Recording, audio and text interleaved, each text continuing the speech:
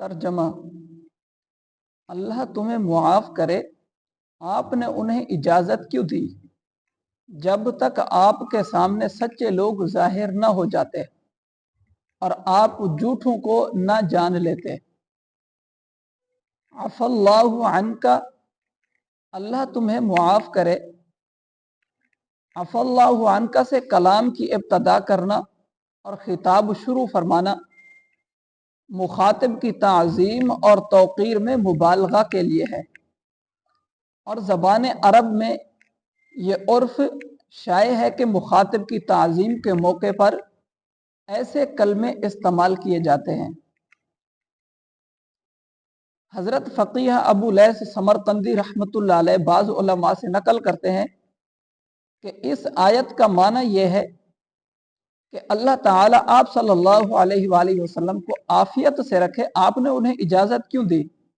اور اگر نبی کریم صلی اللہ علیہ وسلم سے کلام اس طرح شروع ہوتا کہ آپ نے ان کو اجازت کیوں دی، تو اس کا اندیشہ تھا کہ اس کلام کی ہیبت سے آپ صلی اللہ علیہ وسلم کا دل شک ہو جاتا، لیکن اللہ تعالیٰ نے اپنی رحمت سے حضور صلی اللہ علیہ وسلم کو پہلے ہی عفو کی خبر دے دی تاکہ آپ کا دل مطمئن اور پرسکون رہے۔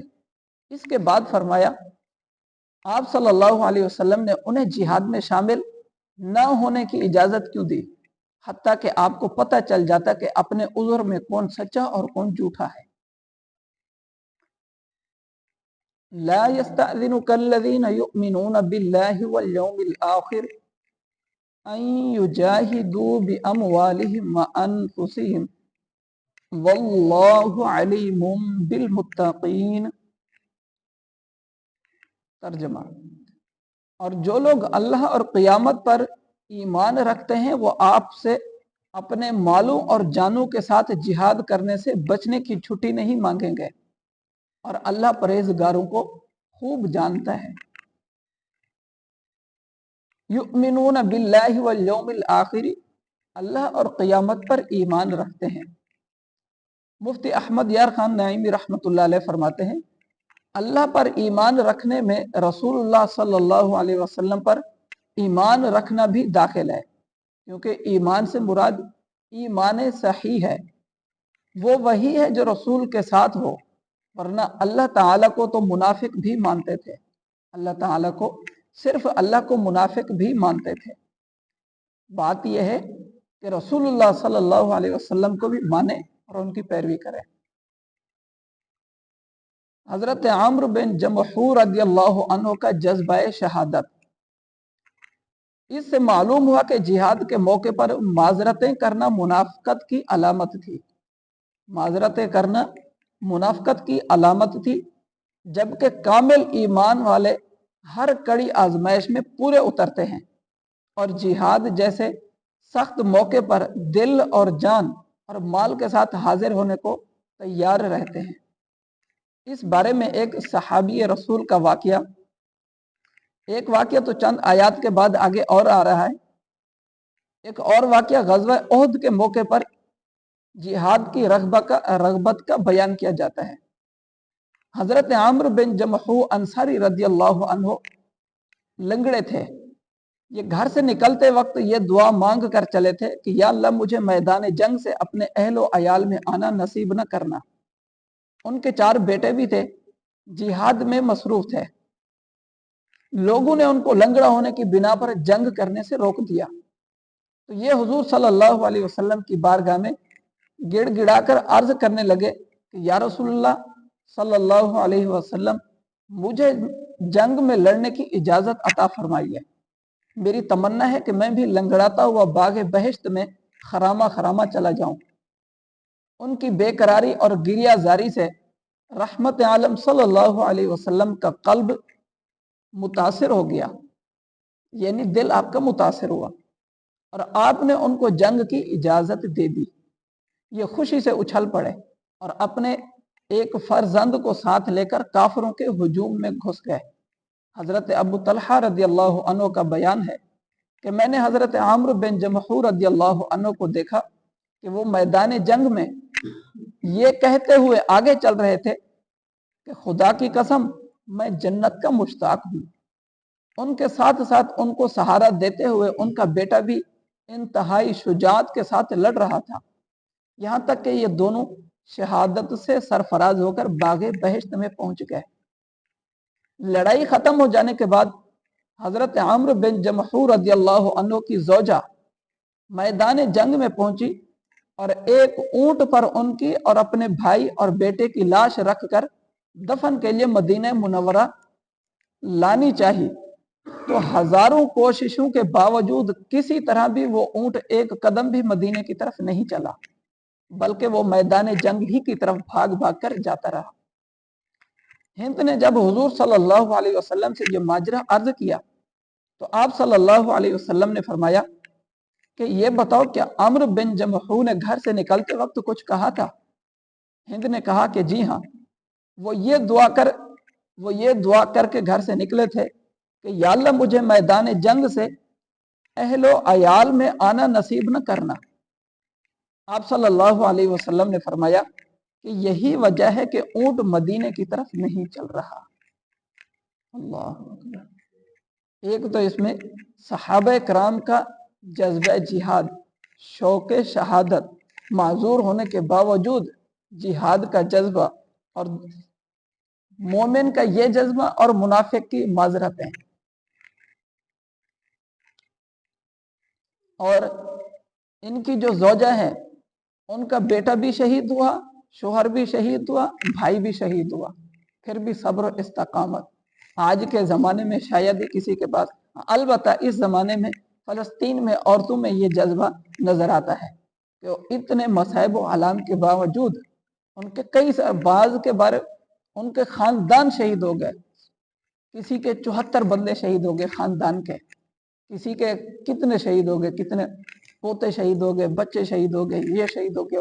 یہی ابھی فلسطین کا جو ابھی تک مسئلہ چل رہا ہے، جنگ جہاد جو چل رہا ہے یہودیوں کے ساتھ مسلمانوں کا، تو مومن کا ایسا جذبہ جہاد ہوتا ہے، اور وہ جذبہ جہاد کس کے لیے ہوتا ہے؟ اللہ تعالیٰ کے لیے، دین اسلام کے لیے، اور نبی پاک صلی اللہ علیہ وسلم کی امتی ہونے کی وجہ سے۔ انما يستأذنك الذين لا يؤمنون بالله واليوم الآخر وارتابت قلوبهم فهم في غيبهم يترددون۔ ترجمہ: آپ سے چھٹی وہی لوگ مانگتے ہیں جو اللہ اور قیامت پر ایمان نہیں رکھتے اور ان کے دل شک میں پڑے ہوئے ہیں، تو وہ اپنے شک میں حیران و پریشان ہیں۔ یعنی جہاد کے موقع پر بہانہ بنا کر رہ جانے کی اجازت مانگنا منافقین کی علامت ہے، کہ مومن تو شوق سے جا رہا ہے، منافق معذرتیں کر رہا ہے کہ نہیں میرا یہ مسئلہ ہے، میرا وہ مسئلہ ہے۔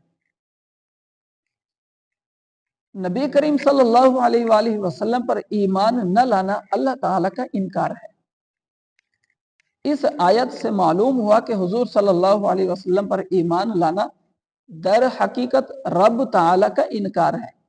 حضور پر ایمان نہ لانا در حقیقت رب تعالیٰ کا انکار ہے، کیونکہ منافق اللہ کو تو مانتے تھے، حضور صلی اللہ علیہ وسلم کے منکر تھے، مگر ارشاد ہوا کہ وہ اللہ پر ایمان نہیں رکھتے، یعنی جو اللہ کے رسول کو نہیں مانتا وہ اللہ کو بھی نہیں مانتا۔ ورتابت قلوبہم، اور ان کے دل شک میں پڑے ہوئے ہیں۔ شک میں اس طرح پڑے ہوئے ہیں کہ اسلام کی حقانیت اور کفر کے بطلان پر انہیں یقین نہیں، یعنی کفر کے باطل ہونے پر انہیں یقین نہیں، اور نہ اس کے عکس کا یقین ہے۔ اگر مسلمانوں کو فتح ہوئی تو بولے کہ شاید اسلام برحق ہے، اور اگر کفار کو فتح ہوگی تو بولے کہ شاید یہ لوگ حق پر ہیں، ورنہ انہیں فتح کیوں ہوتی۔ منافق کبھی ادھر ہوتے ہیں کبھی ادھر، اسلام کو فتح ہو تو کہتے ہیں کہ شاید یہی سچے ہوں، اور اگر کافر جیت جائیں تو سمجھتے ہیں کہ ان کو فتح کیوں ہوئی، فتح اس لیے ہوئی شاید ہو سکتا ہے یہ سچے ہوں۔ یہ مطلب ہے کہ انہیں اللہ اور رسول کے وعدوں پر یقین نہیں، انہیں اللہ اور رسول کے وعدوں پر یقین نہیں، اور رسول کریم صلی اللہ علیہ وسلم کی خبروں پر اطمینان نہیں۔ ایمان تو نام ہی اس چیز کا ہے کہ رسول اللہ صلی اللہ علیہ وسلم کی ہر خبر میں ان کی تصدیق کی جائے۔ تردد اور تصدیق ایک ساتھ جمع کیسے ہو سکتے ہیں؟ تصدیق کسی چیز کو قبول کرنا، مان لینا، اور تردد کسی چیز کو نہ ماننا، رد کر دینا، تو یہ دونوں چیزیں جمع نہیں ہو سکتی۔ جیسے آج کے زمانے میں ہم مثال دیتے ہیں، آگ اور پانی ایک ساتھ کیسے جمع ہو سکتے ہیں؟ یا تو آگ رہے گی یا پانی آئے گا تو آگ بجھ جائے گی۔ تو تردد اور تصدیق ایک ساتھ جمع نہیں ہو سکتے۔ تو منافقین کے بارے میں کچھ اس آیت مبارکہ میں مذکور ہوا۔ اللہ پاک سے دعا ہے جو کچھ ہم نے سنا سیکھا اس کو سمجھ کر اللہ پاک ہمیں عمل کی توفیق عطا فرمائے، آمین بجاہ نبی الامین صلی اللہ علیہ وسلم۔